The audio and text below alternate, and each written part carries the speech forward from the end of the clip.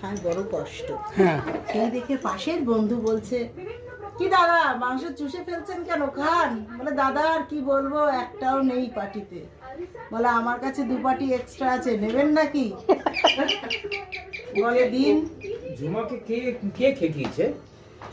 অনেক করলেন ভাবলেন এবার তাহলে দিন। বলে দিয়েই দিন। তখন পকেট থেকে বার করে 2 পাটি তাকে দিয়েছে। সে যথারীতি বলে পরিষ্কার, চিন্তা নেই, যথারীতি মুখে লাগিয়ে মাংস তো চেটে পুটে খেয়ে আবার চেয়ে আবার নিয়ে আবার খেয়ে লাস্ট পাতে চাটনি ফাটনি খেয়ে হাত ধুয়ে আবার যথারীতি মুখ ধুয়ে রাতের পাটি দুটো খুলে সে ধুয়ে ধুয়ে বন্ধুকে ফেরত দিচ্ছে। বন্ধু তখন বলছে, দাদা ফেরত দিতে হবে না। বলে আপনি রাখুন, কত দাম দিয়ে কিনেছেন, আগামী দিন আবার কারোর উপকারে লাগবে। বলে না দাদা, আর কারোর উপকারে লাগবে না। বলে কেন দাদা, আপনি কিসে কাজ করেন?